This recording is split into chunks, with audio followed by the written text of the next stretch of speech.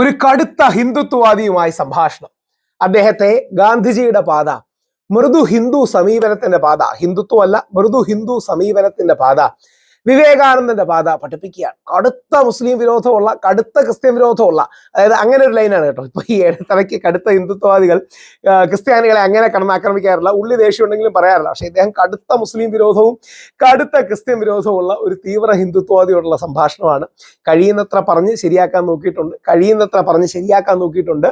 നിങ്ങൾ കേൾക്കുക, കൗതുകമുള്ള. എന്നെ അദ്ദേഹം ഒരു പ്രൈവറ്റ് നമ്പറിൽ നിന്നാണ് വിളിച്ചത്. അതായത് അദ്ദേഹത്തിന്റെ നമ്പർ പോലും കിട്ടുന്നത് എന്ന് പറയുന്ന ഒരു പ്രൈവറ്റ് നമ്പറിൽ നിന്നാണ് വിളിച്ചത്. നിങ്ങൾ ബ്രാഹ്മണനാണോ ഹിന്ദു ആണോ എന്നൊക്കെ ചോദിച്ച് അദ്ദേഹം തുടർന്നുണ്ട്. ഞാൻ എന്തുകൊണ്ടാണ് നമ്മൾ സത്യത്തിന്റെ പാതയിൽ പോകേണ്ടത്, ഞാൻ ഹിന്ദു ആയതുകൊണ്ടാണ്, ബ്രാഹ്മണ സമുദായത്തിൽ പറഞ്ഞുകൊണ്ട് മാത്രമല്ല ബ്രാഹ്മണ തത്വങ്ങളിൽ വിശ്വസിക്കുന്നതുകൊണ്ടും ഹിന്ദു സമൂഹത്തിന്റെ സത്യത്തിലും ധർമ്മത്തിലും വിശ്വസിക്കുന്നതുകൊണ്ടാണ് ആ പാത പോകുന്നതെന്ന് ചൂണ്ടിക്കാണിക്കുന്നുണ്ട്. രസകരമായ സംഭാഷണം കേട്ടു നോക്കുക. ഹലോ ഹലോ, നമസ്കാരം. നമസ്കാരം. രാഹുൽ ഈശ്വരല്ലേ? അതെ സാർ, പറയാം. Okay. Thank you. I thought something someone else. Okay, ഞാൻ വേറൊന്നുമല്ല, ഒരു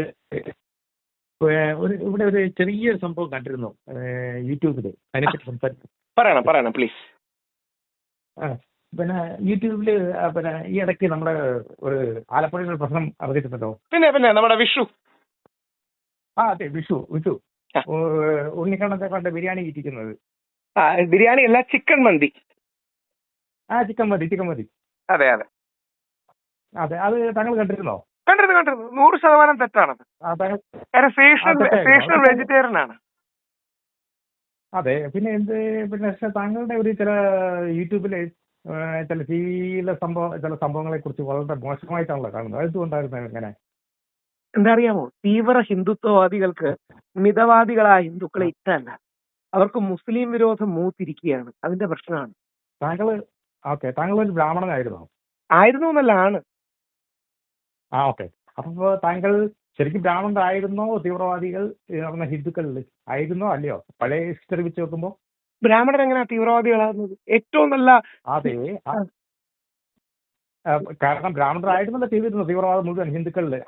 ഈ അടിയാള സമുദായം മുഴുവൻ ഉണ്ടാക്കുന്നത് ഈ ബ്രാഹ്മണരായിരുന്നല്ലോ. അല്ല, എല്ലാ സമുദായങ്ങളിലും ജാതി ഉണ്ടായിരുന്നില്ലേ? നായർ സമുദായത്തിനുണ്ടായിരുന്നില്ലേ? ഈഴവ സമൂഹം അവരുടെ താഴെയുള്ള സമൂഹത്തെ അവരുടെ അമ്പലങ്ങളിൽ കയറ്റുമായിരുന്നു. ഞാൻ ചോദിച്ചതിനെ പറ്റി പറയൂ. താങ്കളും ഈഴവ സമുദായത്തെ വിട്. ബ്രാഹ്മണരായിരുന്നല്ലോ ഈഴവ സമുദായത്തിനെയും മറ്റുള്ള സമുദായത്തിനെ അമ്പലങ്ങളിൽ കയറ്റാതിരുന്നത്. ഈഴവ സമൂഹത്തിന്റെ അമ്പലങ്ങളിൽ പുലയ സമുദായത്തെ കയറ്റിയിരുന്നില്ല. അത് ബ്രാഹ്മണരാണോ കയറ്റായിരുന്നത്? അതിനെപ്പറ്റി നമുക്ക് സംസാരിക്കാം.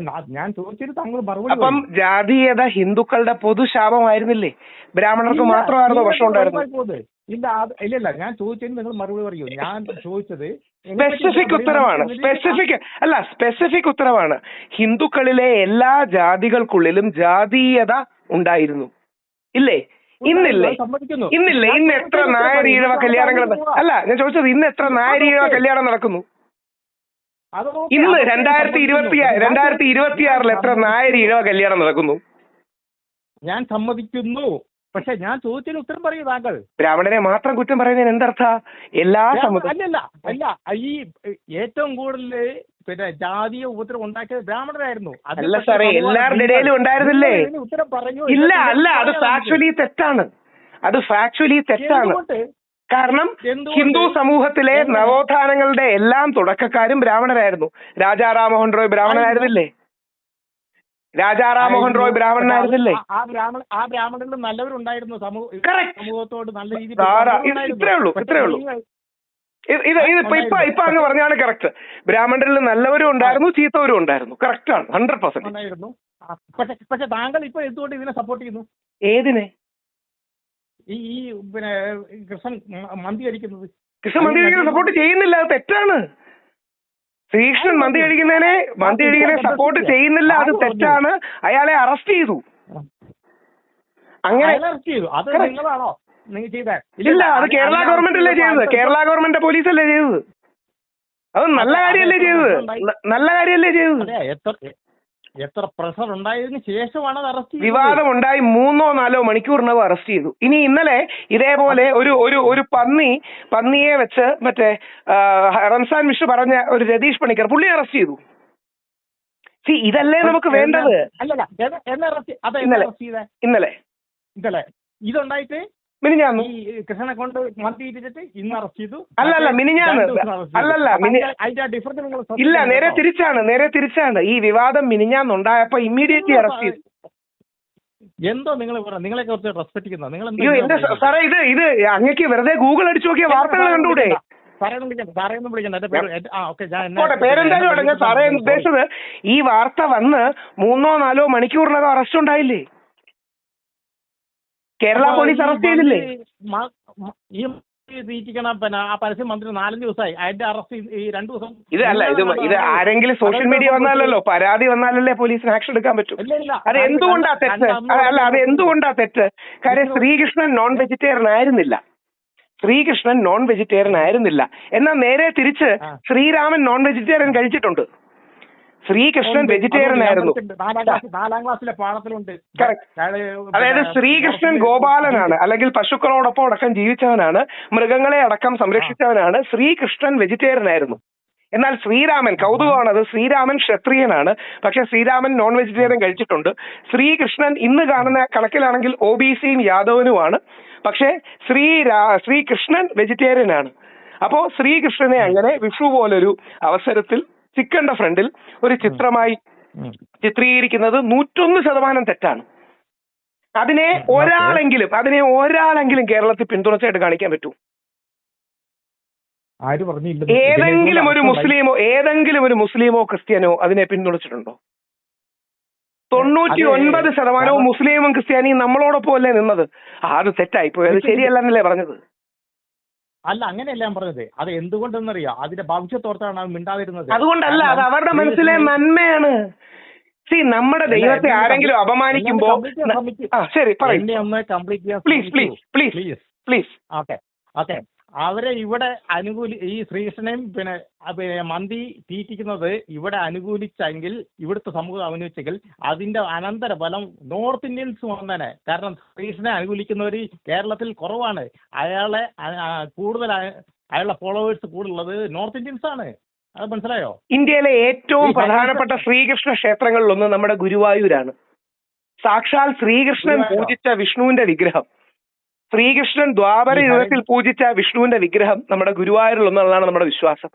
എന്താ, നമ്മുടെ നാട്ടിൽ ശ്രീകൃഷ്ണന്റെ ഇതില്ലേ? ഏറ്റവും മികച്ച ശ്രീകൃഷ്ണ ഭക്തികാരങ്ങൾ നമ്മുടെ നാട്ടിലല്ലേ ഉണ്ടാകുന്നത്. ഗുരുവായൂരിനെ വെല്ലുന്ന താന്ത്രിക സംവിധാനമുള്ള അമ്പലം നോർത്ത് ഇന്ത്യയിൽ എവിടെങ്കിലും ഒരു സ്ഥലത്ത് കാണിച്ചു തരാൻ പറ്റും? ഓക്കെ, അവിടെയാണല്ലോ നമ്മുടെ മുസ്ലിം സമുദായത്തിന് പിന്നെ ആധിപത്യം വേണമെന്ന് പറഞ്ഞിരിക്കുന്നത്. ആരാധിപത്യം വേണമെന്ന് പറഞ്ഞു? ഇല്ല ഭരണഘടന നമ്മുടെ ക്ഷേത്രങ്ങളെ ഭരിക്കാൻ ഒരു ടീമുണ്ടല്ലോ ഗവൺമെന്റിന്റെ, ദേവസ്വം ബോർഡ്. അവർക്ക് അതിനകത്ത് വേണമെന്ന് പറഞ്ഞു. ഈ അടുത്തിടയ്ക്കല്ലേ വന്നത് റിപ്പോർട്ട്. ഇതൊക്കെ വാട്സാപ്പിലെ കള്ളങ്ങളാണ്. ഇതിനെതിരെ കുഞ്ഞാലിക്കുട്ടി സാർ പരാതി കൊടുത്തു.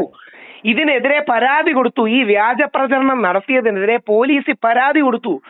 മുസ്ലിങ്ങൾക്ക് അവരുടെ പള്ളി ഭരിക്കാൻ സമയം കിട്ടുന്നില്ല, പിന്നാണോ ദേവസ്വം ബോർഡ് വരുന്നത്? കുഞ്ഞാലിക്കുട്ടി സാറിന് എനിക്ക് തോന്നുന്നു അബ്ദുസമദ് സമദാനിയുടെയും പേരിൽ വന്ന ഈ വ്യാജ വാർത്തകൾക്കെതിരെ അവര് പരാതി കൊടുത്തു. അവർക്ക് എന്തിനാണ് അമ്പലങ്ങളിൽ വന്ന് ഭരിക്കുന്നത്? അവർക്ക് സ്വന്തം കാര്യം നോക്കാൻ സമയം കിട്ടുന്നില്ല. ഇല്ല, അത് താങ്കളുടെ തെറ്റിദ്ധാരണ അറിയാം. അവർക്ക് ഇപ്പൊ മുസ്ലിം ഭരണ കാര്യങ്ങളിലോ മതപരങ്ങളിലോ എല്ലാം ഭരിക്കേണ്ടത് ആവശ്യം. അവർക്ക് മറ്റ് മതങ്ങളുടെ എന്റെ ചേട്ടാ, ഇത് വ്യാജ വാർത്തയാണ്, ഇത് ഫേക്ക് ന്യൂസ് ആണ്, വ്യാജ വാർത്തയാണ്. നമ്മുടെ ജനത്തിലോ ജന്മഭൂമിയിലോ എങ്കിലും ഇത് വന്നത് കാണിക്കാമോ? വേറെ ഒരു ചാനലിലും വേണ്ട. ജനത്തിന്റെ ഞാൻ ഇപ്പൊ ഹോൾഡ് ചെയ്യാം. ഞാൻ ജനവും ജന്മഭൂമിയെ വായിക്കുന്ന ഒരു മനുഷ്യനാണ്. ഞാൻ സ്ഥിരം ജനവും ജന്മഭൂമി വായിക്കുന്ന മനുഷ്യനാണ്. കാര്യം ആ നിലപാട് അറിയണം, എന്താ നിലപാടെന്ന് അറിയണം. അവരെങ്കിലും ഈ വാർത്ത കൊടുത്തിട്ടുണ്ടോ?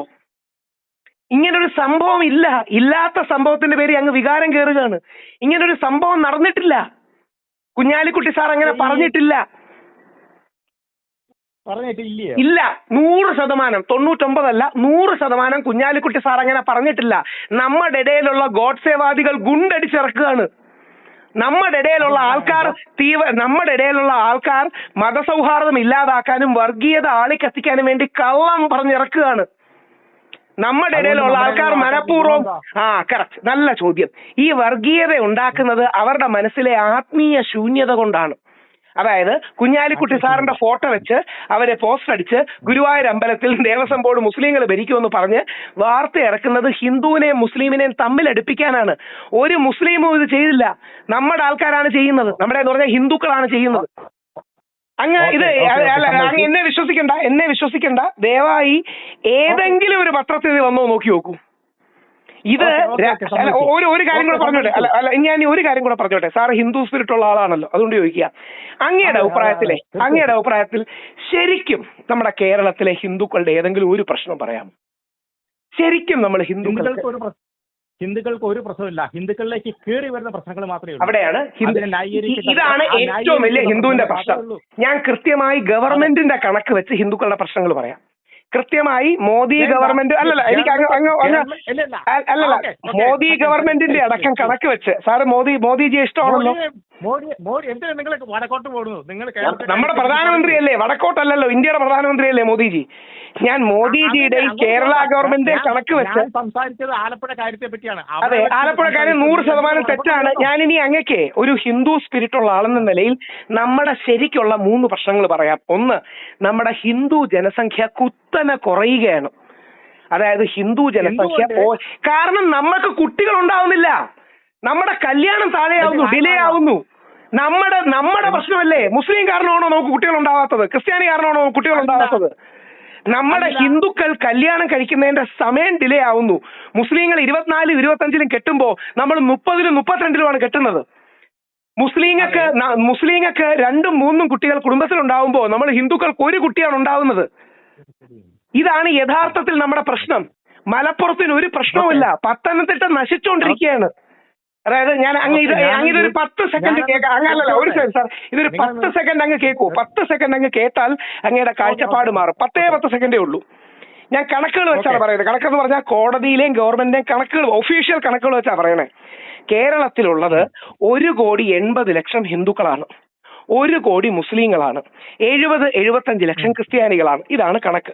50 മുതൽ 55% നമ്മൾ ഹിന്ദുക്കൾ, 27 മുതൽ 29% വരെ മുസ്ലിങ്ങൾ, 17 മുതൽ 18% വരെ ക്രിസ്ത്യാനികൾ. ശരിയല്ലേ? ഇതിൽ കേരളത്തിലെ കണക്കുകൾ എടുത്താൽ നമ്മൾ 50% ഹിന്ദുക്കളിലാണ് 80% ആത്മഹത്യ നടക്കുന്നത്, 90% കുടുംബ തകർച്ചകൾ നടക്കുന്നത്, 83.7% മദ്യപാനത്തിന്റെ പനനം നടക്കുന്നത്, 90% പ്രായമായവർക്ക് ശ്രദ്ധയും സ്നേഹവും കിട്ടാതെ അവരെ നടതെള്ളുന്നത് നമ്മൾ ഹിന്ദുക്കളാണ്. അങ്ങ് കേട്ട് കാണും, നടതെള്ളുക എന്നൊരു കാര്യം കേട്ടിട്ടില്ലേ? പ്രായമായവരെ ഉപേക്ഷിക്കുക എന്നുള്ളത്. ഒരിക്കലെങ്കിലും പള്ളി തെള്ളുക എന്ന് കേട്ടിട്ടുണ്ടോ? ഏതെങ്കിലും മുസ്ലിം അവന്റെ ഉപ്പയും ഉമ്മയും പള്ളി കൊണ്ടു ചെന്ന് കളഞ്ഞാൽ കേട്ടിട്ടുണ്ടോ? ചിലപ്പോൾ 1% വല്ലതും കാണും. ഏതെങ്കിലും ക്രിസ്ത്യാനി അവന്റെ അപ്പച്ചനെയും അമ്മച്ചയും പള്ളി കൊണ്ട് ഉപേക്ഷയാ കേട്ടിട്ടുണ്ടോ? പക്ഷെ ഹിന്ദുക്കളുടെ ഇടയിലല്ലേ വൃദ്ധസദനങ്ങളും നടകളും, കേൾക്കാമോ? ഹിന്ദുക്കളുടെ ഇടയിലല്ലേ വൃദ്ധസദനങ്ങൾ ഉണ്ടാവുന്നത്? നമ്മുടെ വൃദ്ധസദനങ്ങളിൽ ചെന്ന് നോക്കിയാൽ, തീർന്നില്ല, ഇനി ഒറ്റ കാര്യമുള്ളൂ. നമ്മുടെ യഥാർത്ഥ പ്രശ്നം എന്താ അറിയാമോ? നമുക്കൊരു ആത്മീയ വിദ്യാഭ്യാസം കിട്ടുന്നില്ല. ക്രിസ്ത്യാനികൾക്ക് ഞായറാഴ്ചയും മുസ്ലിങ്ങൾക്ക് വെള്ളിയാഴ്ചയും ഉള്ളതുപോലെ നമുക്കൊരു ശനിയാഴ്ച കൂട്ടായ്മ ഉണ്ടാകുന്നില്ല. ക്രിസ്ത്യൻ കുട്ടികളും മുസ്ലിം കുട്ടികളും ഖുറാനും ബൈബിളും പഠിക്കുന്നത് പോലെ നമ്മൾ ഗീത പഠിക്കുന്നില്ല. ഇത് നമ്മുടെ ജനസംഖ്യ കുറഞ്ഞുകൊണ്ടിരിക്കുകയാണ്. നമ്മുടെ കല്യാണം ലേറ്റ് ആയിട്ടാണ് ആവുന്നത്.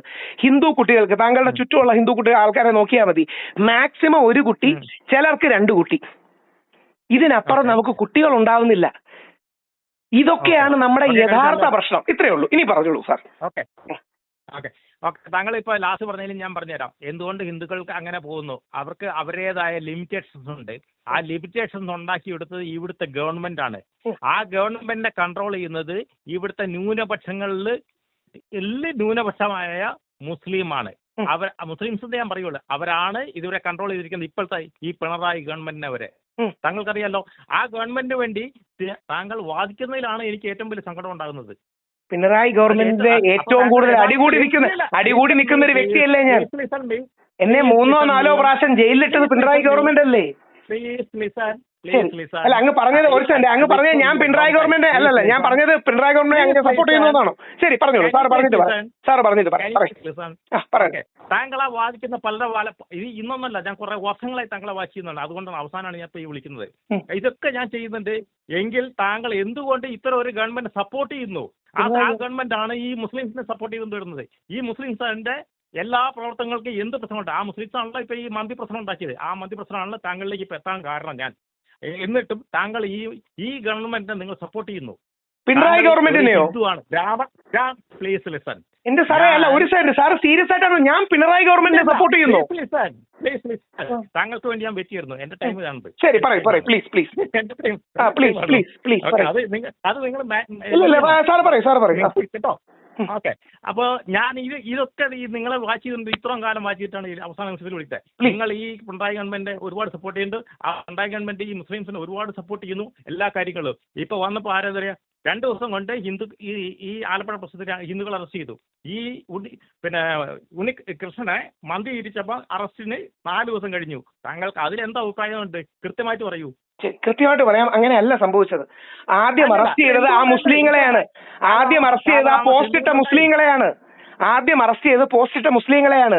അതിന്റെ അടുത്ത ദിവസം വേറൊരാള് പന്നിയെ വെച്ചിട്ടു, അയാളെ അറസ്റ്റ് ചെയ്തു. അതെന്നെ കാലതാമസം. സാർ കാലതാമസം ഇല്ല സാറേ, ആദ്യ ദിവസം തന്നെ മറ്റവരെ അറസ്റ്റ് ചെയ്തില്ലേ? രാഹുൽ പ്ലീസ് എന്റെ ചേട്ടാ ആദ്യ ദിവസം നമ്മുടെ ശ്രീകൃഷ്ണനെ അപമാനിക്കുന്നൊരു പോസ്റ്റ് വന്നു. ഇമ്മീഡിയറ്റ്ലി അറസ്റ്റ് ഉണ്ടായി. അടുത്ത ദിവസം പ്രവാചകൻ മുഹമ്മദ് ഉണ്ടായില്ലേ? ഒരാള് പരാതി കൊടുക്കണ്ടേ? അപ്പൊ ഹിന്ദുവിന്റെ അടുത്ത് പദ്യം ചോദിച്ചപ്പോഴല്ലേ പോസ്റ്റ്മോർട്ടം ചെയ്യാൻ കഴിഞ്ഞില്ലല്ലേ? സാറേ ഒരാൾ പരാതി കൊടുത്തു. അഡ്വക്കേറ്റ് ബിജു എന്തുവാണ് പേര്, ആലപ്പുഴക്കാരൻ പരാതി കൊടുത്തു. ഇമ്മീഡിയറ്റ്ലി പോലീസ് അറസ്റ്റ് ചെയ്തു. അത് പെട്ടെന്ന് സാധിച്ചു. അതുകൊണ്ട് പറഞ്ഞ ആ ഗവൺമെന്റ് നിങ്ങൾ സപ്പോർട്ട് ചെയ്യുന്നു, അങ്ങനത്തെ ഒരു ഗവൺമെന്റ്. അപ്പൊ നിങ്ങൾ ഹിന്ദുവിന് വേണ്ടി വാദിക്കുകയാണോ? അല്ല, നിങ്ങൾ മുസ്ലിമിനോട് വാദിക്കുകയാണ്. എന്റെ ഞാൻ ഒരു കാര്യം ചോദിച്ചോട്ടെ. അല്ല, എന്റെ ജീവിതത്തിൽ ആദ്യമായിട്ടാണ് ആരെങ്കിലും പറയുന്നത് ഞാൻ പിണറായി ഗവൺമെന്റിനെ സപ്പോർട്ട് ചെയ്യുന്നു. പിണറായി വിജയൻ ഗവൺമെന്റിനോട് കഴിഞ്ഞ ഒരു ദശാബ്ദമായിട്ട് ഫൈറ്റ് ചെയ്ത് നിൽക്കുന്ന ആളല്ലേ ഞാൻ. എന്നെ 3 മാസം മുമ്പ് പോലും 16 ദിവസം പിടിച്ച് ജയിലിലിട്ടത് പിണറായി അല്ലേ? എന്നെ 3 മാസം മുമ്പ് പോലും 16 ദിവസം പിടിച്ച് ജയിലിലിട്ടത് പിണറായി ഗവൺമെന്റ് അല്ലേ? ഞാൻ എന്തിനാ അവരെ സപ്പോർട്ട് ചെയ്യുന്നത്? അതുകൊണ്ട് അതെനിക്കറിയില്ല. അത് നിങ്ങളുടെ ചിലപ്പോ എന്റെ സുഹൃത്തെ, പിണറായി ഗവൺമെന്റിനെ ആരും സപ്പോർട്ട് ചെയ്യുന്നില്ല. ഇനിയും താങ്കൾ അറിഞ്ഞിരിക്കാനാണ്, നാട്ടിലെ എല്ലാ മുസ്ലിമും ക്രിസ്ത്യാനിയും ഈ വിഷയത്തിൽ നമ്മളെ സപ്പോർട്ട് ചെയ്യല്ലേ ഉണ്ടായത്. ഒന്ന് ആലോചിച്ച് നോക്കിയേ. ഇല്ല, പിന്നെ ഒരിക്കൽ പോലും അതാ ഈ ഹോട്ടൽ നടത്തി അവര് മാത്രമേ ക്ഷമാപണം പറഞ്ഞ ഞാൻ കണ്ടിട്ടില്ലേ? പിന്നെ വേറെ ആര് ക്ഷമാപണം പറയണം? ക്ഷമാപണം പറഞ്ഞിട്ടോ? പിന്നെ വേറെ ആരെങ്കിലും ക്ഷമാപണം പറയുന്നത് എന്തിനാ? സെറ്റ് ചെയ്ത് അവരല്ലേ, അവര് മാപ്പ് പറഞ്ഞില്ലേ? കഷ്ടമായി പോട്ടോ രാഹുൽ ഈശ്വർ. അയ്യോ, കഷ്ടമായി. അവരല്ലേ തെറ്റ് ചെയ്ത്. നാട്ടിലുള്ള ബാക്കി മുസ്ലിങ്ങൾ എന്തിനാ മാപ്പ് പറയണേ? അതെ, ഇവരൊരു മതത്തെയാണ് ആക്ഷേപിച്ചത്. അവർക്ക് ഓർമ്മയുണ്ടോ നൂർ ശർമ്മ? അയ്യോ, എന്റെ സുഹൃത്തു കൂടിയാണ്. നൂർ ശർമ്മ പിന്നെ അവരെ മതത്തെ എന്തോ മോഹനെ പറ്റി പറഞ്ഞത് ഇപ്പൊ വേൾഡ് മുഴുവൻ മുസ്ലിം ഇത് വന്നോണ്ടോ ഓർമ്മയുണ്ടോ? എന്തുകൊണ്ട് ഇവിടുത്തെ പിന്നെ അവർക്ക് മതത്തിലെ ആൾക്കാർക്ക് ഇതിനെപ്പറ്റി തള്ളി പറയാൻ കഴിഞ്ഞില്ല? താങ്കളത് പറയൂ. ഞാൻ ഒരു കാര്യം ചോദിച്ചോട്ടെ, നൂപുർ ശർമ്മയുടെ വിഷയത്തിൽ അങ്ങ് ആരോടെങ്കിലും മാപ്പ് പറഞ്ഞോ? അല്ല, ഒരു ഞാൻ താങ്കൾ നൂപുർ ശർമ്മയുടെ വിഷയത്തിൽ ഏതെങ്കിലും മുസ്ലിമിനോട് മാപ്പ് പറഞ്ഞോ? ഞാനെന്തിനു പറയണം? അവര് പറഞ്ഞു. അല്ല, കറക്റ്റ് ആണ്. അവര് പറഞ്ഞു, നൂപുർ പറഞ്ഞു. നല്ല കാര്യമാണ്, വലിയ കാര്യമാണ് നൂപുർ ചെയ്തത്. നൂപുർ തെറ്റ് ചെയ്തു, നൂപുർ മാപ്പ് പറഞ്ഞു. ഞാനും താങ്കളും എന്തിനാ മാപ്പ് പറയണേ? തെറ്റൊന്നുമല്ല, ഞാൻ തെറ്റായി കാണുന്നില്ല. കാരണം അവരുടെ മതത്തിലുള്ള കാര്യം മാത്രമേ അവർ പറഞ്ഞിട്ടുള്ളൂ. അങ്ങനെയാണെങ്കിൽ മോദിജി അവരെ പുറത്താക്കിയിട്ട് ഇതുവരെ തിരിച്ചെടുക്കാത്ത എന്താ? അത് എന്തുകൊണ്ടാണ് പീഡനം? മോദിജിക്കും പ്രീണനമാണോ? മോദിജിക്കും അമിത്ഷാജിക്കും പ്രീണനമാണോ?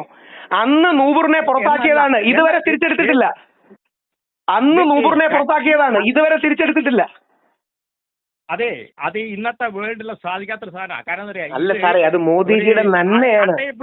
അട്ട പിടിച്ച പോലെ പിടിച്ച വർഗമാണ് ഇത്. അപ്പൊ ഇതിനെ ഒഴിവാക്കാതെ നമുക്ക് പ്രവാചകൻ അല്ല സാർ, ഞാൻ തിരിച്ചു ചോദിച്ചോട്ടെ, നമുക്ക് നമ്മുടെ ശ്രീരാമനെയും യേശുക്രിസ്തുവിനെയും പ്രവാചകൻ മുഹമ്മദിനെയും എല്ലാരെയും ആദരിച്ചൂടെ? എനിക്ക് ശ്രീരാമനെ പിന്നെ ഓക്കെ, അതെ, യേശുക്രിസ്തുവിനെ ഓക്കെ, എന്താ പ്രവാചകൻ ഓക്കെ, ബുദ്ധനെ ഓക്കെ. മഹാവീരനോട് എന്തെങ്കിലും എതിർപ്പുണ്ടോ? ജൈനന്മാരുടെ മഹാവീരനോട് എന്തെങ്കിലും എതിർപ്പുണ്ടോ? ഒരു കുഴപ്പമില്ല. അതേപോലെ തന്നെയല്ലേ ഉള്ളൂ പ്രവാചകൻ മുഹമ്മദ്. കാരണം ഒരുപാട് അത് ഒരു എന്താ പറയാ ക്യാൻസർ ആണ്. Not only for me. എന്റെ സാറേ, ഇന്ത്യ കണ്ട ഏറ്റവും വലിയ പ്രസിഡന്റ് APJ അബ്ദുൽ കലാം മുസ്ലിം ആയിരുന്നില്ലേ? പ്രവാചകൻ മുഹമ്മദിനെ അംഗീകരിക്കുക ആദരിക്കുകയും ചെയ്യുന്ന ആളല്ലേ? അയാൾ മുഹമ്മദ് അല്ലായിരുന്നു, അയാൾ അബ്ദുൽ കലാം ആയിരുന്നു. അതെ, മുസ്ലിം അല്ലായിരുന്നോ? ഇദ്ദേഹത്തിന്റെ അച്ഛൻ ഒരു പള്ളിയിലെ ഇമാമായിരുന്നില്ലേ? അയ്യോ, ഒരിക്കലുമല്ല. അദ്ദേഹത്തിന്റെ അച്ഛൻ പള്ളിയിലെ ഇമാമാണ്. നമ്മുടെ APJ അബ്ദുൽ കലാമിന്റെ അച്ഛൻ പള്ളിയിലെ ഇമാമാണ്. ആയിക്കോട്ടെ, അതായത് പ്രവാചകൻ മുഹമ്മദിനെ കുറിച്ച് പഠിപ്പിക്കുന്നതാണ്. ഇനി ഇന്ത്യ കണ്ട ഏറ്റവും വലിയ പട്ടാള അബ്ദുൽ കലാം ആയിരുന്നു ആയിട്ടാണ് ഇന്ത്യയിൽ യൂസ് ചെയ്തത്, മുഹമ്മദ് ആയിട്ടല്ല യൂസ് ചെയ്തത്. മുഹമ്മദ് എന്നൊരു പേര് മാത്രമല്ലേ ഉള്ളൂ. മുഹമ്മദിന്റെ പേരിനോട് മാത്രമേ പ്രശ്നമുള്ള. അബ്ദുളിനോട് പ്രശ്നമില്ലേ? സൗദി അറേബ്യയിൽ ജീവിച്ചപ്പോ അത് എങ്ങനെ ഇവിടെ വന്നു? സാറേ, അങ്ങനെയാണെങ്കിൽ യേശു ക്രിസ്തു ജീവിച്ച ജെറുസലേമിലല്ലേ? നമ്മുടെ നാട്ടിൽ ക്രിസ്ത്യാനികളില്ലേ? എന്തുകൊണ്ട് അവര് നമുക്ക് ഇതുപോലെ ദോഷം ഉണ്ടാക്കുന്നില്ല? നമുക്ക് എവിടെ അവർ ദോഷം ഉണ്ടാക്കുന്നു? മുസ്ലിങ്ങൾ നമുക്ക് എവിടെയാ ദോഷം ഉണ്ടാക്കുന്നത്? അയ്യോ, മുഹമ്മദ് ദോഷം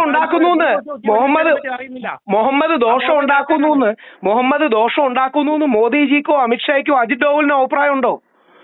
വിവേകാനന്ദ സ്വാമിക്ക് അഭിപ്രായം ഉണ്ടായിരുന്നോ? വിവേകാനന്ദ സ്വാമിക്ക് ശേഷം നടന്ന ഈ അടുത്ത കാലം നടന്ന ശരി, മോദിജി ഇത്രയും കാലം പറഞ്ഞ പ്രവാചകൻ മുഹമ്മദിന് വിരുദ്ധമായ, മുസ്ലിമിന് വിരുദ്ധമായ എന്തെങ്കിലും ഒരു സ്റ്റേറ്റ്മെന്റ് കാണിച്ചു തരാമോ? നമ്മുടെ സ്വന്തം പ്രധാനമന്ത്രി മോദിജി അവര് പൊളിറ്റിക്കൽ സ്റ്റേജിൽ ഒരു ഹൈ ലെവലിൽ ഇരിക്കുന്ന അവർക്ക് പബ്ലിക്കായിട്ട് പറയാൻ കഴിയില്ല. അവരെ മനസ്സിലുണ്ടാവും. ഇല്ലെന്ന് പറയാൻ കാര്യം എന്താ അറിയാമോ?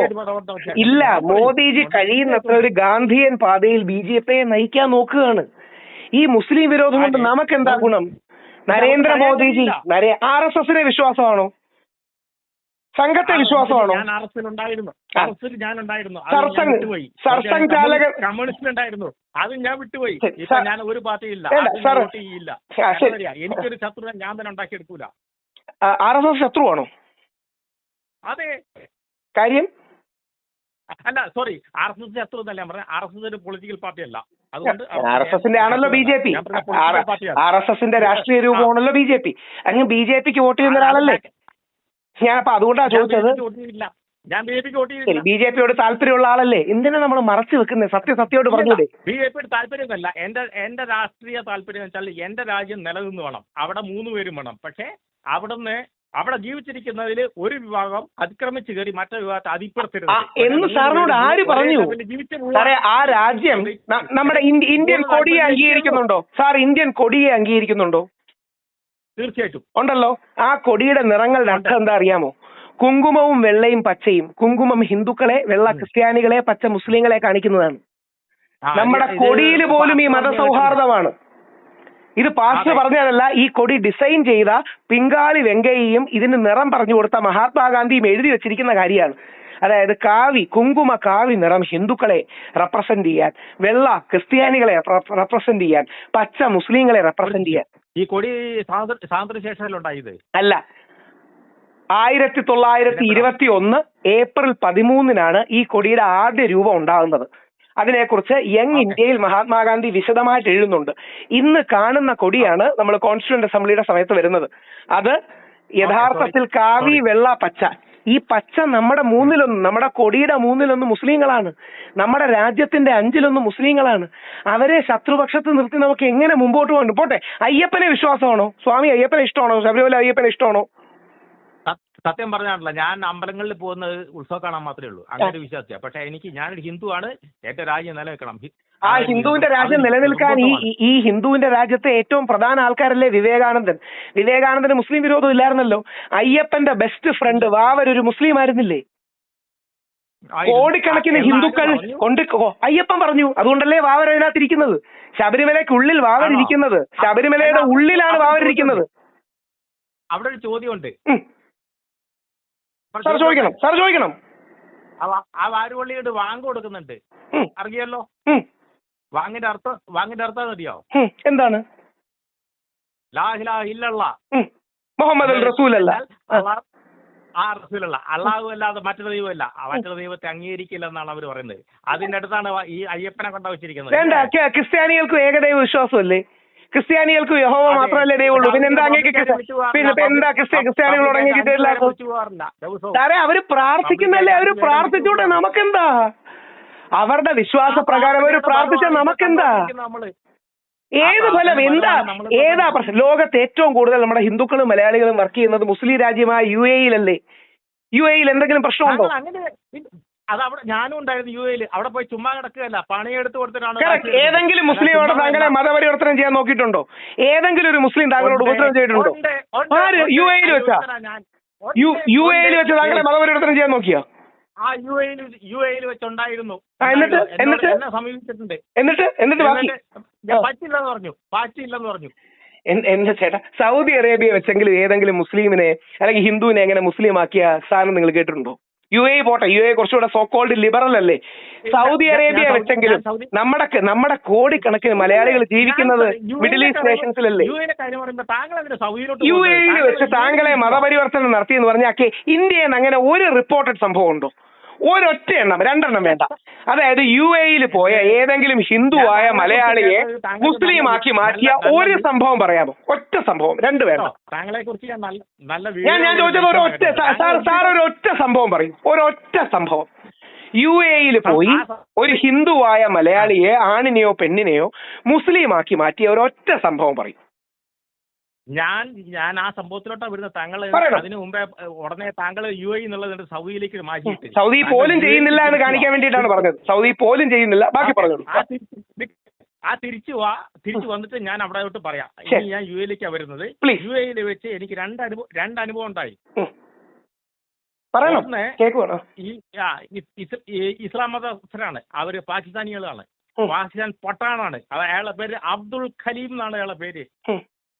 ഇപ്പോഴും ഞാൻ ഓർക്കുന്നുണ്ട്. അവൻ എന്നെ ഓഫർ ചെയ്താണ്. എനിക്ക് പറഞ്ഞതെന്നല്ല, ഓഫർ എന്താണെന്നറിയോ? നീ ഇസ്ലാം ആയിക്കോ, നിനക്ക് കാശും തരാം. എന്നിട്ട് എനിക്ക് പറഞ്ഞാൽ തരാം, സെക്യൂർ കൺട്രിയാണ്. ഏതറിയാ? പാകിസ്ഥാൻ എന്ന് ഞാൻ പറയുള്ളൂ, പാകിസ്ഥാൻ അല്ല, പാകിസ്ഥാൻ. Terrorist factory. ഓക്കെ, അത് ഞാൻ പറഞ്ഞിരിക്കുന്നത്. ഓക്കെ, അത് പറ്റില്ല എന്ന് പറഞ്ഞു. ഇനി അപ്പൊ അവനോട് പറഞ്ഞു, ഹിന്ദിയിലാണ് അവന്റെ പട്ടാൻ ഭാഷയിലെ ഉറുദു, അത് ഞാൻ ഹിന്ദിയിൽ സംസാരിക്കുന്നു. പറഞ്ഞു പറ്റില്ല, ഇനി എന്നെ പറ്റി ഇതിനോട് സംസാരിക്കാൻ പറ്റുമെന്ന് പറഞ്ഞു. അവനെ വിട്ടു. പിന്നെ അടുത്തത് വന്നത് കേരളത്തിലുള്ള പാസ്റ്റേഴ്സ്, അതായത് നമ്മുടെ പെന്തിക്കോസ്റ്റ് സഭ. അവരെനിക്ക് ഓഫർ ചെയ്ത് അവിടെ ഒരു ഓയിൽഫീൽഡ് കമ്പനിയിൽ ജോബ്. മറുപടി പറഞ്ഞോട്ടെ.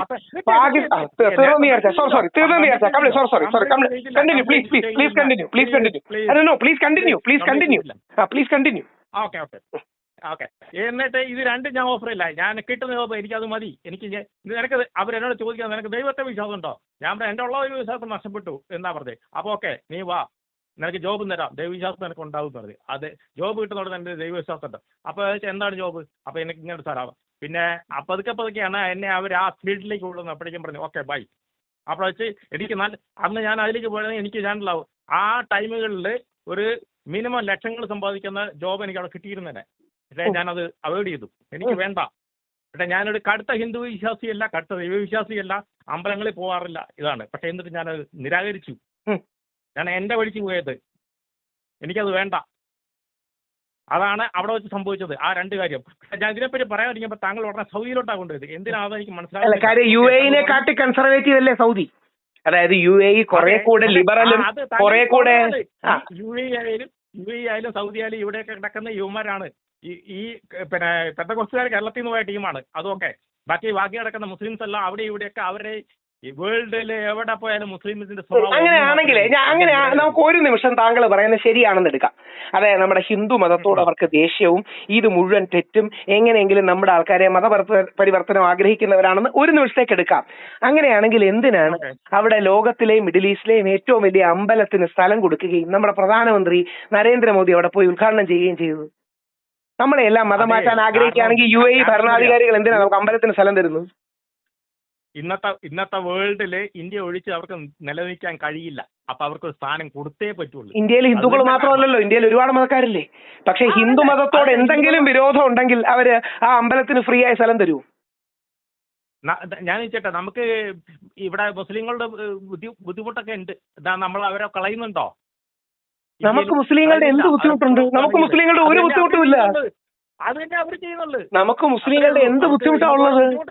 നമ്മൾ മുസ്ലിങ്ങളുടെ എന്ത് ബുദ്ധിമുട്ടാ ഉള്ളത്? ഞാൻ ഇഷ്ടം പോലെ അവിടെ നിന്ന് കാഫർ വിളി കേട്ടവനാ. എവിടെ? UAE-ല്. സാറേ, അങ്ങനെ UAE-ല് എത്ര ദശലക്ഷം ഹിന്ദുക്കളാണ് സന്തോഷത്തോടെ ജീവിക്കുന്നത്? ദുബായിൽ എത്ര ദശലക്ഷം ഹിന്ദുക്കളും മലയാളികളുമാണ് സന്തോഷത്തോടെ ജീവിക്കുന്നത്? കഴിഞ്ഞ 50 വർഷമായിട്ട് നമ്മുടെ നാടിനെ താങ്ങി നിർത്തുന്നത് നമ്മുടെ മിഡിൽ ഈസ്റ്റ് നേഷൻസ് അല്ലേ? താങ്കൾ അവിടെ ജോബ് ചെയ്തിട്ടുണ്ടാവില്ല. താങ്കൾ വിസിറ്റിങ്ങിന് പോകുമ്പോൾ കാണുന്ന സിറ്റുവേഷൻ അല്ല ജോബ് ചെയ്യുന്ന വർക്ക് സൈറ്റ്. എന്തായാലും സൈറ്റഡ് ആയ ഒരു കേസ് പോലും ഇല്ല. ഞാൻ അങ്ങയുടെ അറിവിന് വേണ്ടി പറയുകയാണ്. അതായത് മതപരിവർത്തനം അറിയാം, ഹിന്ദുക്കളുടെ ഒരു പൊതുദിവസമാണ് എന്ന് കേട്ടാലും സാരമില്ല, സഹിച്ചങ്ങ് വിട്ടേക്കും.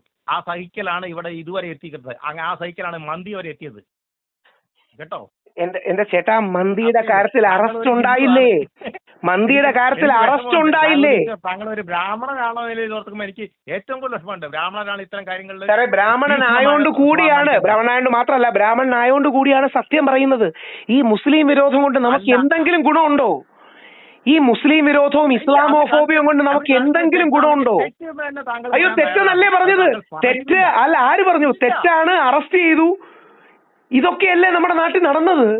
ഈ ഇല്ലാത്ത വേട്ടയാടൽ എന്താണ് സാറേ? ഒരു ദിവസം 2 ദിവസം അറസ്റ്റ് ചെയ്തോ?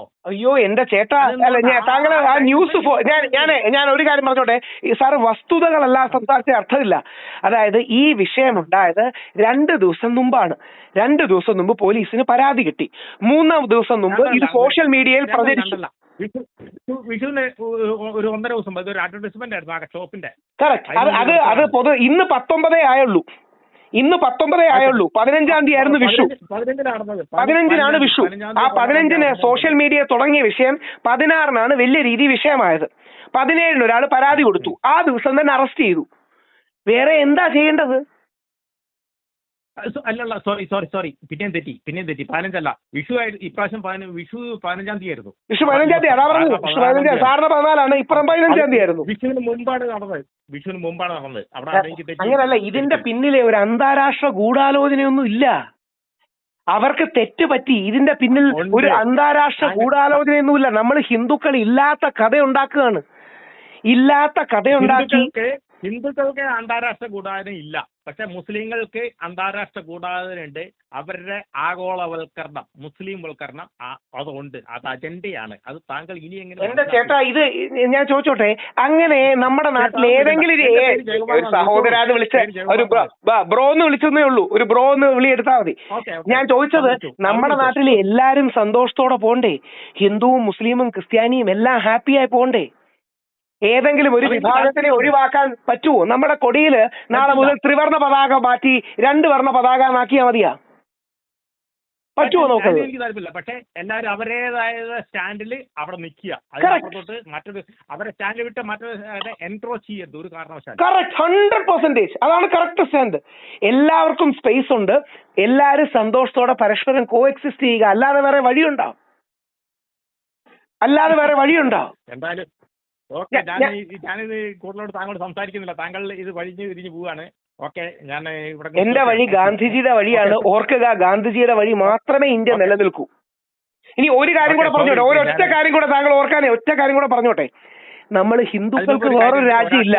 ഈ രാജ്യം നശിക്കുകയാണെങ്കിൽ ഏറ്റവും ഡാമേജ് ഉണ്ടാകുന്ന, എല്ലാവർക്കും ഡാമേജ് ഉണ്ടാകും. നമ്മൾ ഹിന്ദുക്കൾക്കാണ് കൂടുതൽ ഡാമേജ് ഉണ്ടാകുക. ലോകത്തിൽ നമുക്ക് ഹിന്ദു ഭൂരിപക്ഷമായി നിൽക്കുന്ന ഏക രാജ്യം ഇന്ത്യയാണ്. ആ ഇന്ത്യയെ നല്ല രീതിയിൽ കൊണ്ടുപോകാൻ, അതെ, ആ പ്രൊട്ടക്ട് ചെയ്യേണ്ട നമ്മുടെ ഉത്തരവാദിത്തമാണ്. ആ പ്രൊട്ടക്ട് ചെയ്യുന്ന ഉത്തരവാദിത്തം മുസ്ലിമിന്റെ നെഞ്ചത്ത് കയറിയല്ല, ക്രിസ്ത്യാനിയുടെ നെഞ്ചത്ത് കയറിയല്ല. എല്ലാരെയും ഒരുമിച്ച് നിർത്തി പ്രൊട്ടക്ട് ചെയ്യേണ്ട ഉത്തരവാദിത്തം നമ്മൾ ഹിന്ദുക്കളുടെയാണ്. ഈ വർഗീയത കൊണ്ട് നമ്മുടെ നാടിനെ നശിപ്പിക്കരുത്. ഈ വർഗീയതയും വിദ്വേഷം കൊണ്ട് നമ്മൾ നമ്മുടെ നാടിനെ നശിപ്പിക്കരുത്. നമ്മളൊരു ഹിന്ദു പാകിസ്ഥാനായി മാറരുത്. പാകിസ്ഥാന്റെ രാജ്യം തന്നെ തെറ്റാണ്. നമ്മളൊരു ഹിന്ദു പാകിസ്ഥാനായി മാറരുത്. നമ്മളൊരു ഹിന്ദു പാകിസ്ഥാനായി മാറിയാൽ അത് ഇന്ത്യയുടെ ഏറ്റവും വലിയ പരാജയമാണ്. അതായത് ഒറ്റ വരി കൂടെ പറയാം, നമ്മുടെ പാർട്ടീസ് എന്തായിരുന്നു എന്നറിയാമോ? ഹിന്ദുക്കളുടെ കൂടെ ജീവിക്കാൻ താല്പര്യമില്ല എന്ന് പറയുന്ന കുറെ മുസ്ലിങ്ങൾ പാകിസ്ഥാൻവാദികളായി പോയി. ഹിന്ദുക്കൾക്കും മുസ്ലിങ്ങൾക്കും ക്രിസ്ത്യാനികൾക്കും ഒരുമിച്ച് ജീവിക്കാൻ കഴിയും, ഗാന്ധിയുടെ മാർഗം മതി എന്ന് പറയുന്നവർ ഇന്ത്യക്കാരായി മാറി. അതാണ് ഇന്ത്യയും പാകിസ്ഥാനും. അവിടെ ഒരു തെറ്റുണ്ട്. അതാണ് ഇപ്പോഴത്തെ പ്രശ്നം. കാരണം എന്താ പറയാ, അന്ന് പാകിസ്ഥാൻ പണ്ട് 47-ൽ ഇന്ത്യ വിട്ടുപോയപ്പോ മുസ്ലിംസുകളെ അനുകൂലിക്കുന്ന കുറെ മുസ്ലിങ്ങൾ ഇപ്പൊ നമ്മുടെ നാട്ടിൽ കൂടെ ജീവിക്കുന്നുണ്ട്. താങ്കളുടെ ആരാണ് അവർക്കെന്നാ പാകിസ്ഥാനിൽ കൂടായിരുന്നോ സാർ? ഓർക്കേണ്ടതേ, അവർക്ക് മുസ്ലിങ്ങൾക്ക് വേറൊരു രാജ്യം ഉണ്ടായിട്ട് പോലും പോകണ്ട എന്ന് തീരുമാനിച്ച ഇന്ത്യ നിന്നവരാണ്. അതായത് വേറൊരു രാജ്യം ഉണ്ടായിട്ടും ഞങ്ങൾക്ക് പാകിസ്ഥാനിൽ പോകണ്ട, ഹിന്ദുക്കളോടൊപ്പം ജീവിച്ചാൽ മതി എന്ന് തീരുമാനിച്ച മുസ്ലിങ്ങളാണ് നമ്മളോടൊപ്പം ഉള്ളത്. ജിന്ന വേണ്ട, ഗാന്ധി മതി എന്ന്. അതായത് സാർ ആലോചിച്ച് നോക്കണം, മുസ്ലിമായ ജിന്ന വേണ്ട, ഹിന്ദുവായ ഗാന്ധിയുടെ ഇന്ത്യ മതി എന്ന് തീരുമാനിച്ച് നമ്മളോടൊപ്പം ജീവിച്ചവരാണ് ഇന്ത്യയിലെ മുസ്ലിങ്ങൾ. ഇല്ല, ജിന്നയുടെ മോള്, സാറിന് അറിയാമോ, ജിന്നയുടെ മോള് പോലും പാകിസ്ഥാനിൽ പോയില്ല. അതായത് പാകിസ്ഥാന്റെ രാഷ്ട്രപിതാവായ മുഹമ്മദ് അലി ജിന്നയുടെ മകള് പോലും. കറക്റ്റ്. അപ്പോ വിഭജന സമയത്താണ്. കറക്റ്റ്. അപ്പൊ ആ മുസ്ലിങ്ങൾ നമ്മളോട് നിന്ന മുസ്ലിങ്ങളെ നമ്മൾ ചേർത്ത് പിടിക്കണ്ടേ? അത് താങ്കൾ മനസ്സിലാക്കൂ. നമ്മളോടുള്ള മുസ്ലിങ്ങളെ നമ്മൾ ചേർത്ത് പിടിക്കണ്ടേ? നമ്മളൊരു ഹിന്ദു പാകിസ്ഥാനാക്കി നോക്കിയാൽ അതല്ലേ ഇന്ത്യയോടുള്ള ഏറ്റവും വലിയ അവഹേളനം? ഇന്ത്യ ഒരു ഹിന്ദു പാകിസ്ഥാൻ ആക്കണമെന്ന് സാറിന് അഭിപ്രായം ഉണ്ടോ? ഒറ്റ ചോദ്യത്തിൽ നിർത്താം. ഇന്ത്യ ഒരു ഹിന്ദു പാകിസ്ഥാൻ ആക്കണം എന്ന് അങ്ങേക്ക് അഭിപ്രായം ഉണ്ടോ? എനിക്ക് അഭിപ്രായമില്ല. ഞാൻ പറഞ്ഞു അങ്ങനെയല്ല. താങ്കൾ ആദ്യം മനസ്സിലാക്കൂ. കാരണം ഈ പാകിസ്ഥാൻ അംഗീകരിച്ച് പോയത് നമ്മുടെ വിഭജന കാലത്താണ്. അത് അന്ന് കഴിഞ്ഞു. പക്ഷേ അത് 47 കഴിഞ്ഞ് ഇപ്പൊ ഇത് 26 വർഷങ്ങൾ ഒരുപാട് കഴിഞ്ഞു. എന്നിട്ടും ഈ പാകിസ്ഥാനെ അനുകൂലിക്കുന്നവര് കുറച്ച് ആൾക്കാർ നമ്മുടെ കൂടെ ഉണ്ടായിരുന്നു. അവർ മരിച്ചുപോയി. അവരുടെ അടുത്ത ജനറേഷൻ വന്നു. അവർ ഇപ്പോഴും ഉണ്ട്. അവരാണ് പ്രശ്നക്കാര്. അവർക്ക് അങ്ങനെയാണെങ്കിൽ പോയാ പോരെ? അവർക്ക് ഇന്ത്യ നിൽക്കേണ്ട ആവശ്യമുണ്ടോ? നമ്മളോട് സ്നേഹവും ഇഷ്ടമുള്ളതുകൊണ്ടല്ലേ അവർ ഈ നാട്ടിൽ നിൽക്കുന്നേ? അതാണ് അവരുടെ നമ്മളോട് സ്നേഹവും ഇഷ്ടമുള്ളതുകൊണ്ടല്ലേ ഈ നാട്ടിൽ നിൽക്കുന്നേ? അതെ, അവരുടെയും കൂടെ അല്ലേ അവരുടെ ഐഡിയ. ഞാൻ ജനിച്ച രാജ്യം ഇതാണ്, ഞാൻ ഇവിടെ വിട്ടുപോകില്ല. അതാണ് അവരുടെ. അയ്യോ, അതല്ലേ രാജ്യസ്നേഹം? അതല്ലേ രാജ്യസ്നേഹം? ജനിച്ച മണ്ണിൽ തന്നെ മരിച്ചു വീഴും. അതല്ലേ രാജ്യസ്നേഹം? ജനിച്ച മണ്ണിൽ തന്റെ കവർ ഇന്ത്യയെ തന്നെ വേണമെന്ന് തീരുമാനിക്കുന്ന അവരുടെ ആറ്റിറ്റ്യൂഡിനെ അല്ലേ നമ്മൾ രാജ്യസ്നേഹം എന്ന് വിളിക്കുന്നേ? അപ്പൊ തീർച്ചയായിട്ടും അവർ ഇന്ത്യൻ കോൺസ്റ്റിറ്റ്യൂഷൻ അംഗീകരിക്കണം. 100%. ആരും അംഗീകരിക്കുന്നില്ല? 100% മുസ്ലിങ്ങൾ അംഗീകരിക്കുന്നുണ്ടല്ലോ. എന്തുകൊണ്ട്? പിന്നെ അവിടെ ഈ പിന്നെ എന്താണ് ചോദിക്കണം. യൂണിഫോം സിവിൽ കോഡിലേക്ക് വരുന്നത് ബഹുഭാരിത്വം, അതായത് കേന്ദ്ര ഗവൺമെന്റ് ഒരു കൊണ്ടുവരുന്നു ഒന്നിൽ കൂടുതൽ വിഭാഗത്തെ, അതിനെ അംഗീകരിക്കുന്നില്ല. അടുത്തത് മുസ്ലിം സ്വത്തവകാശം അത് അംഗീകരിക്കുന്നില്ല. അടുത്തത് ഒരുപാട് ഒറ്റ പറഞ്ഞ യൂണിഫോം സിവിൽ കോഡ് അംഗീകരിക്കുന്നില്ല, അതല്ലേ പറയാൻ വന്നത്? ഓക്കെ, അംഗീകരിക്കുന്നില്ല. അതെ കറക്റ്റ്. താങ്കൾ പറഞ്ഞ കറക്റ്റ്. എന്തുകൊണ്ട് അംഗീകരിക്കുന്നില്ല? എന്തുകൊണ്ട് അംഗീകരിക്കാതെ ഞാൻ പറയാം. യൂണിഫോം സിവിൽ കോഡ് ഇന്ത്യയെ നശിപ്പിക്കും എന്ന് ചൂണ്ടിക്കാട്ടിയത് RSSന്റെ ഏറ്റവും വലിയ സർസംഘചാലകായ ഗുരുജി ഗോൾവൽക്കറാണ്. യൂണിഫോം സിവിൽ കോഡ് എന്ന് പറയുന്നത് ഇന്ത്യ രാജ്യത്തിന്റെ അവസാനമാണ് എന്ന് എന്റെ ചേട്ടാ, യൂണിഫോം സിവിൽ കോഡ് നമ്മുടെ കോൺസ്റ്റിറ്റ്യൂഷനിലുണ്ട്. നമ്മുടെ കോൺസ്റ്റിറ്റ്യൂഷനിൽ അംബേദ്കർജിയും നെഹ്റുജിയും അടക്കം യൂണിഫോം സിവിൽ കോഡ് വേണമെന്ന് പറഞ്ഞിരുന്നു. സാക്ഷാൽ അംബേദ്കറിനും നെഹ്റുവിനും യൂണിഫോം സിവിൽ കോഡ് യോജിപ്പായിരുന്നു. പക്ഷേ ഗുരുജി ഗോൾവൽക്കർ പറഞ്ഞെന്താ അറിയാമോ? ഞങ്ങൾ ഹിന്ദുക്കളുടെ ഇടയിൽ ചില ആൾക്കാർക്ക് മുസ്ലിങ്ങൾ 4 കല്യാണം കഴിച്ചവർക്ക് കുട്ടികൾ കൂടുന്നു എന്നൊരു തെറ്റിദ്ധാരണയുണ്ട്. ഇത് തെറ്റായ കാഴ്ചപ്പാടാണ്. ഇന്ത്യക്ക് യഥാർത്ഥത്തിൽ വേണ്ടത് ഹിന്ദു മുസ്ലിം സാഹോദര്യമാണ്. ഇന്ത്യക്ക് യഥാർത്ഥത്തിൽ വേണ്ടത് രാഹുൽ ഈശ്വറിന്റെ വാക്കുകളല്ല കേട്ടോ, RSSന്റെ ഏറ്റവും വലിയ സർസംഘചാലക്, അതായത് മോദിജിയുടെ ജീവിതത്തിൽ വിവേകാനന്ദൻ കഴിഞ്ഞാൽ ഏറ്റവും വലിയ സ്വാധീനം ഗുരുജി ഗോൾവൽക്കറാണ്. അടൽ ബിഹാരി വാജ്പേയി ഗുരുജി ഗോൾവൽക്കർ ഉള്ള മുറിയിൽ ഇരിക്കില്ലായിരുന്നു. ഗുരുജി ഇരിക്കുന്ന മുറിയിൽ പുള്ളി എണീച്ച് നിൽക്കുകയുള്ളായിരുന്നു. അതായത് അറിയാമല്ലോ, സംഘത്തിന്റെ ഏറ്റവും വലിയ ആൾ ഗുരുജി ഗോൾവൽക്കറാണ്. 33 വർഷമാണ് RSSനെ നയിച്ചത്. ഗുരുജി ഗോൾവൽക്കർ പറയുന്നത് യൂണിഫോം സിവിൽ കോഡ് ഒരു കള്ളത്തരമാണ്. നമ്മൾ ഹിന്ദുക്കളിലെ ചില ആൾക്കാർ മുസ്ലിങ്ങൾ 4 കല്യാണം കഴിച്ച് കുട്ടികൾ കൂടുന്നു എന്ന തെറ്റിദ്ധാരണ കാരണമാണ് യൂണിഫോം സിവിൽ കോഡ് കൊണ്ടുവരണമെന്ന് പറയുന്നത്. ഇത് ഇന്ത്യ രാജ്യത്തിന്റെ നാശത്തിന്റെ തുടക്കമാണ്. ഇന്ത്യക്ക് യൂണിഫോം സിവിൽ കോഡ് അല്ല, ഹിന്ദു മുസ്ലിം സാഹോദര്യമാണ് വേണ്ടത്. ഇത് രാഹുൽ ഈശ്വറിന്റെ വാക്കുകളല്ല, RSSന്റെ ചരിത്രത്തിലെ ഏറ്റവും പ്രധാനപ്പെട്ട ഗുരുജിയായ ഗുരുജി ഗോൾവൽക്കർ, മാധവ് സദാശിവ് ഗോൾവൽക്കറിന്റെ വാക്കുകളാണ്. യഥാർത്ഥത്തിൽ മുസ്ലിമിലല്ല. ഞാൻ ഇതും കൂടെ പറഞ്ഞു വെക്കാം, അങ്ങ് ദയവായി ശ്രദ്ധിക്കണം. യഥാർത്ഥ പ്രശ്നം നമ്മൾ ഹിന്ദുക്കളിലാണ്. നമ്മൾ 50% ഹിന്ദുക്കളിലാണ് 80% ആത്മഹത്യ നടക്കുന്നത്, 90% കുടുംബ തകർച്ച നടക്കുന്നത്. അത് നിങ്ങൾ നേരത്തെ പറഞ്ഞല്ലോ, നമ്മൾ ആത്മഹത്യയെ പറ്റിയല്ല പറയേണ്ടത്. നമ്മൾ ഇപ്പൊ നിങ്ങൾ പറഞ്ഞതിനെ പറ്റി കണ്ടിന്യൂ ചെയ്യും. അല്ല, അങ്ങേക്ക് താല്പര്യമുള്ള പ്രശ്നം കൂടെ പറയാം. നമ്മൾ ഹിന്ദുക്കളുടെ ജനസംഖ്യ ഓരോ താല്പര്യമില്ല, നമ്മൾ അഡ്രസ് ചെയ്യേണ്ട വിഷയം. ഗോൾവാൾക്കർ പറഞ്ഞ കാര്യത്തിന്റെ ഇന്നത്തെ കറക്റ്റ് സാധനം പറയാം. ഓരോ വർഷവും നമ്മൾ ഹിന്ദുക്കൾക്ക് കേരളത്തിൽ 90,000 കുട്ടികൾ കുറവാണ് ജനിക്കുന്നത്. ഇതിന്റെ കാരണം മുസ്ലിം ജനസംഖ്യ കൂടുന്നതല്ല, നമ്മുടെ ഹിന്ദു അമ്മമാരുടെ വയറ്റിൽ ജനിക്കുന്ന കുട്ടികളുടെ എണ്ണം 1.1 ആണ്. സാറേ, ഇത് കണക്കാണ്. ഗവൺമെന്റ് എല്ലാ വർഷവും എടുക്കുന്ന കണക്കിനെ കുറിച്ചാണ് പറയുന്നത്. അയ്യോ, വിഷയം ഇതാണ്. നമ്മുടെ ഹിന്ദു പോപ്പുലേഷൻ തകർന്നുകൊണ്ടിരിക്കുകയാണ്. യൂണിഫോം സിവിൽ കോഡാണ്. ശരി, ശരി. ഗുരുജി ഗോൾവൽക്കർ പറയുന്നത് യൂണിഫോം സിവിൽ കോഡ് എന്ന് പറയുന്നത് നമ്മൾ ഹിന്ദുക്കൾ പറയുന്ന കള്ളത്തരമാണ്. ഗുരുജി ഗോൾവൽക്കർ ഈ ഇന്റർവ്യൂ കൊടുക്കുന്നത് KR മൽക്കാനിക്കാണ്. KR മൽക്കാനി എന്ന് പറഞ്ഞാൽ BJPയുടെ ഫൗണ്ടിംഗ് മെമ്പറാണ്, സ്ഥാപക വൈസ് പ്രസിഡന്റ് ആണ്, ഓർഗനൈസർ പാഞ്ചജന്യം അടക്കമുള്ള എല്ലാ RSS പ്രസിദ്ധീകരണങ്ങളുടെയും തലവനായിരുന്ന വ്യക്തിയാണ്. പിന്നീട് ഗവർണറായി അദ്ദേഹം. എന്നിട്ട് RSSകാരനായ നല്ല സ്വയം സേവകനായ മൽക്കാനി ഗുരുജിയോട് ചോദിക്കുന്നു, ഗുരുജി എന്താ അങ്ങ് ഇങ്ങനെ പറയുന്നത്? നമ്മുടെ ഭരണഘടനയിലൊക്കെ യൂണിഫോം സിവിൽ കോഡ് ഉണ്ടല്ലോ. അപ്പം ഗുരുജി പറയുന്നുണ്ട്, യഥാർത്ഥത്തിൽ ഇതൊരു തെറ്റാണ്. നമുക്ക് യൂണിഫോർമിറ്റി അല്ല വേണ്ടത്, യൂണിറ്റിയാണ്. നമുക്ക് ഏകത്വമല്ല വേണ്ടത്, ഐക്യമാണ്. ഐക്യമെന്ന് പറഞ്ഞാൽ തന്നെ വ്യത്യസ്തതകൾ ഉണ്ടാകും. നമ്മൾ ഹിന്ദുവിനെയും മുസ്ലിമിനെയും ക്രിസ്ത്യാനിയെയും വിശ്വാസിയെയും വിശ്വാസി അല്ലാത്തവനെയും ഒരുമിച്ച് ചേർത്ത് മുമ്പോട്ട് കൊണ്ടുപോകുന്ന സാഹോദര്യം ഇന്ത്യക്കില്ലാതായി മാറി. അതാണ് യഥാർത്ഥത്തിൽ ഇന്ത്യയുടെ ഏറ്റവും വലിയ പ്രശ്നം. 1972, 71, 72 മദർലാൻഡിൽ ആദ്യം പ്രസിദ്ധീകരിച്ചു. ഗുരുജിയുടെ കളക്റ്റഡ് വർക്ക്സ് കൊടുത്തിട്ടുണ്ട്. ഞാൻ ഡീറ്റെയിൽസ് അയച്ചു തരാം. പൂജനീയ സർസംഘ് ചാലക് ഗുരുജി ഗോൾവൽക്കറിനെ എങ്കിലും നമ്മൾ അംഗീകരിക്കണം. ഇനി അടുത്ത ഒരു വരിയും കൂടെ പറയുമ്പോൾ അങ്ങേക്ക് വിഷമം തോന്നരുത്. ഇന്നത്തെ BJP RSS നേതാക്കൾ ഇത് അറിഞ്ഞു വെച്ചോണ്ട് കള്ളം പറയുകയാണ്. സാക്ഷാൽ ഗുരുജിയുടെ ഈ നിലപാട് അറിഞ്ഞു വെച്ചോണ്ട് കള്ളം പറയുകയാണ്. ഇത് ഞാൻ എങ്ങനെ മനസ്സിലാക്കിയെന്നറിയാമോ? ഞാൻ യൂണിഫോം സിവിൽ കോഡിന് വേണ്ടി വാദിച്ചുകൊണ്ടിരുന്ന വ്യക്തിയാണ്. ഗുരുജി ഗോൾവൽക്കർ ഇങ്ങനെ പറഞ്ഞു എന്ന് പറഞ്ഞപ്പം ഞാൻ ആദ്യം കരുതിയത് അങ്ങിപ്പം കരുതിയതുപോലെ മുസ്ലിങ്ങൾ കാശ് കൊടുത്ത് വേറെ ആരെക്കൊണ്ടെങ്കിലും വ്യാജ പ്രസിദ്ധീകരണം ഉണ്ടാക്കിയെന്നാണ്. മനഃപൂർവ്വം ഗുരുജി പറഞ്ഞതിനെ മിസ്റെപ്രസെന്റ് ചെയ്തു, അല്ലെങ്കിൽ ഗുരുജി പറയാത്ത കാര്യങ്ങൾ ഗുരുജിയുടെ പേര് എഴുതി വെച്ചു എന്നാണ്. ഞാൻ ഇതിന്റെ ഒറിജിനൽ ഹിന്ദി ടെക്സ്റ്റ് അടക്കം എടുത്തു വായിച്ചു. ഗുരുജി പറഞ്ഞതാണ് എന്റെ ആത്മാവ്. യഥാർത്ഥത്തിൽ നമ്മൾ ഹിന്ദുക്കൾ ഇല്ലാത്ത ശത്രുക്കളെ തേടുകയാണ്. ഈ ഗുരുജി തന്നെ ആദ്യകാലത്ത് അങ്ങേക്ക് അറിയാമായിരിക്കുമല്ലോ, മുസ്ലിമും ക്രിസ്ത്യാനിയും കമ്മ്യൂണിസ്റ്റുകാരനും ശത്രുവാണെന്ന് എഴുതിയിട്ടുണ്ട്. ആദ്യകാലത്ത് ഗുരുജി ക്രിസ്ത്യാനിയും മുസ്ലിമും കമ്മ്യൂണിസ്റ്റുകാരനും നമ്മുടെ ശത്രുവാണ് എന്ന് എഴുതിയിട്ടുണ്ട്. പക്ഷെ ആ മനുഷ്യൻ മാറി. ആ മനുഷ്യൻ കുറെ കൂടെ ഒരു ഗാന്ധിയൻ പാതയിലേക്ക് വന്നു. ആ മനുഷ്യൻ കുറച്ചുകൂടെ മിതവാദിയായി. യഥാർത്ഥത്തിൽ ഗുരുജിയെയാണ് ഇന്ന് ഏറ്റവും കൂടുതൽ ഹിന്ദുക്കളും മുസ്ലിങ്ങളും പഠിക്കേണ്ടത്. ഹിന്ദുക്കൾ മാത്രമല്ല, മുസ്ലിങ്ങളും ഏറ്റവും പഠിക്കേണ്ട ഗുരുജിയാണ്. ഓക്കെ, അപ്പൊ നമുക്കിത് കൂടുതൽ നീട്ടുന്നില്ല. അവസാനമായിട്ട് ഞാൻ താങ്കളോട് ഒരു വാക്ക് പറയാണ്.